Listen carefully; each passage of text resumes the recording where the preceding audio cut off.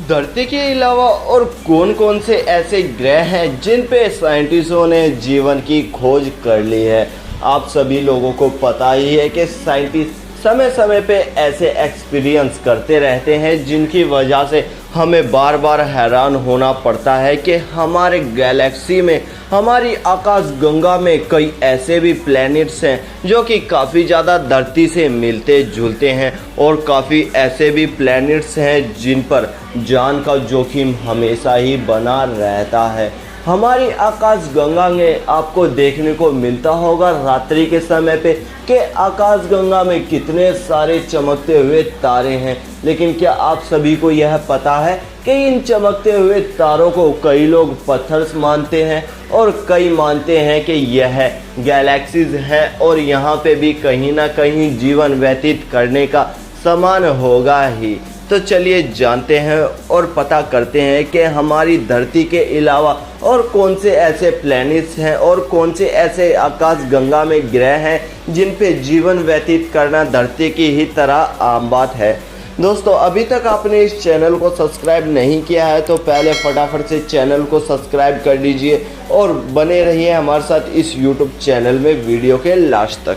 जैसा कि आप सभी को पता है कि धरती हमारे सूरज के चारों ओर घूमती रहती है और धरती को अंडा आकार भी माना गया है। धरती से जैसा ही हम थोड़ी सी दूर जाकर देखते हैं तो हमें धरती के आसपास नीले रंग की और हरे कलर की परत दिखाई देती है जिसे हम ओजोन परत कहते हैं। ओजोन परत का हमारी धरती के लिए यह काम होता है कि जो सूरज हमारी धरती पर गर्मी रोशनी फेंकता है उसे यह रिप्लेसमेंट करके वापस सूरज तक पहुंचा देती है। परंतु काफ़ी ज़्यादा ग्रहों में ऐसा नहीं होता है। काफ़ी ज़्यादा ग्रहों में ऐसा होता है कि सूरज की रोशनी ग्रहों तक पहुंच तो जाती है परंतु वहां से वापस आना काफ़ी ज़्यादा मुश्किल हो जाता है। धरती से हम थोड़ी सी और दूर चलते हैं तो हमें दिखाई देता है कि आकाशगंगा के आसपास और कितने सारे ज़्यादा प्लैनेट्स बने हुए हैं। आप सोचते होंगे कि कितना बड़ा है यह आकाशगंगा, तो आपको बता दिया जाए कि एक बुलेट गोली की रफ्तार से भी अगर आप आकाशगंगा का सफ़र करेंगे तो आपका पूरा जीवन व्यतीत हो जाएगा और आप आकाशगंगा का सफ़र कर पाएंगे करीब 0.000.0। अब सोच लीजिए कि हमारा आकाशगंगा कितना बड़ा है और कितना विशाल है। धरती से हमें थोड़ी ही दूर चल के चांद दिखाई देने लगता है और चांद पे पहले कदम रखने वाले नील आर्मस्ट्रॉन्ग को हम कैसे भूल सकते हैं।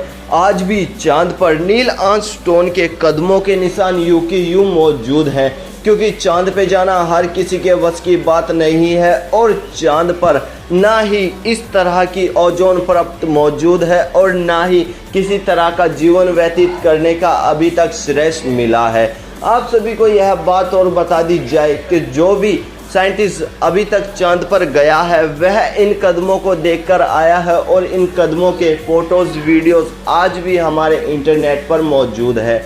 हमें इसके आसपास काफ़ी ज़्यादा देखने को मिलती हैं सैटेलाइटें, जिसकी वजह से हमें अपना फ़ोन, मोबाइल, रेडियो, टीवी इस्तेमाल करने का साधन उपलब्ध होता है। साथ ही हमें इनकी वजह से अपना जीवन जीने में काफ़ी ज़्यादा आसानी भी होती है।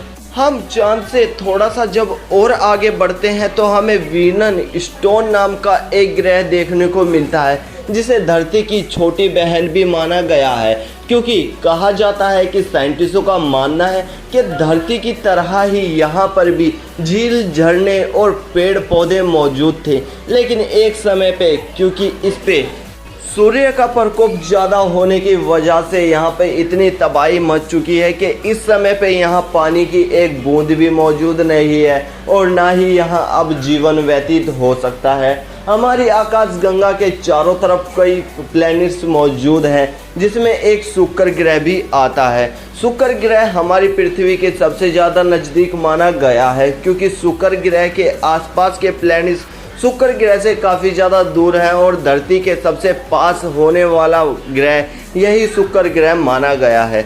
हमें एक ब्लैक होल के बारे में भी जानकारी होनी चाहिए जो कि हमारे साथ ही साथ घूमता रहता है। जैसे ही हमारा सूरज के चारों तरफ पृथ्वी चक्कर मारती है तो रास्ते में कहीं ना कहीं ब्लैक होल भी पड़ता है, और मानना है कि यह ब्लैक होल इतना बड़ा है कि यह सूरज को भी अपने अंदर खींच सकता है। वैक्यूम की पावर है इसके अंदर, इसके आसपास से गुजरती हुई चीज़ें ये अपने अंदर खींच लेता है, क्योंकि इसके अंदर ग्रेविटी पावर्स इतनी ज़्यादा है कि यह अपने अंदर किसी भी चीज़ को खींच सकता है।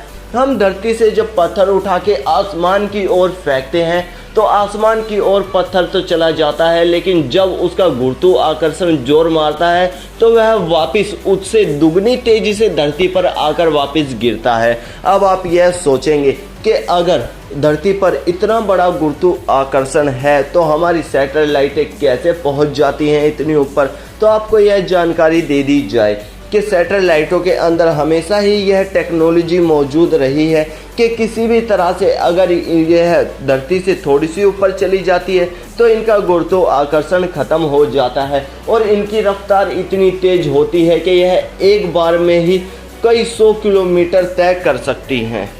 हमारे प्लैनेट्स में आज के समय पे इतनी ज़्यादा सैटेलाइटें हो चुकी हैं कि उन्हें गिन पाना ही नामुमकिन सा हो जाता है, और जिस समय पे सैटेलाइटें क्रैश हो जाती हैं तो वह गुरुत्वाकर्षण की वजह से वहीं घूमती रहती है। आपको बता दिया जाए कि धरती से थोड़ी सी उपरांत जाते ही हमारा गुरुत्वाकर्षण खत्म हो जाता है और हम पहुंच जाते हैं प्लैनेट्स में, जहां पर गुरुत्वाकर्षण खत्म हो जाता है और हम हवा में उड़ सकते हैं सुपर हीरोज़ की तरह। सुपर हीरोज़ की शक्तियाँ कुछ इस तरह से होती है कि वह धरती के गुरुत्वाकर्षण को नहीं मानते। तो हम बात सुपर हीरोज़ की तो कर ही नहीं रहे हैं, हम बात कर रहे हैं प्लैनेट्स की। हमारे आकाश गंगा में घूमते हुए ऐसे ही लाखों प्लैनेट्स आपस में टकरा के तबाह हो चुके हैं, लेकिन जब हम चांद की बात करते हैं तो उसके ऊपर धरती जैसी ओजोन परत मौजूद नहीं है, जिसकी वजह से आप चांद को देखते ही समझ जाएंगे कि चांद से कोई सा भी ग्रह आकर जब टकराता है तो चांद पर कितनी ज़्यादा तबाही मचा देता है। तो दोस्तों, आप जानते ही हैं कि चांद हमारे जीवन में कितना महत्वपूर्ण है, लेकिन उससे भी ज़्यादा महत्वपूर्ण है हमारे जीवन में सूरज। सूरज इतना बड़ा विशाल है कि जिसके अंदर हजारों प्लैनेट समा सकते हैं। धरती तो एक छोटा सा तिनका है सूर्य के सामने। सूर्य की गर्मी इतनी ज़्यादा तेज होती है कि उसके पास जाती हुई कुछ भी चीज़ वह सेकंडों के हिसाब से ही पिघला कर पानी बना सकती है। तो दोस्तों, यह जानकारी थी हमारे प्लैनेट्स, हमारी आकाश गंगा के बारे में। आपको कैसी लगी हमें कमेंट सेक्शन में दोस्तों ज़रूर बता दीजिए। साथ ही चैनल को सब्सक्राइब करना ना भूलिए ताकि कोई भी अपडेट वीडियो आपसे मिस ना हो पाए। इसके लिए आप इस बेल आइकन को भी प्रेस कर सकते हैं। वीडियो एंड तक देखने के लिए आपका बहुत बहुत धन्यवाद।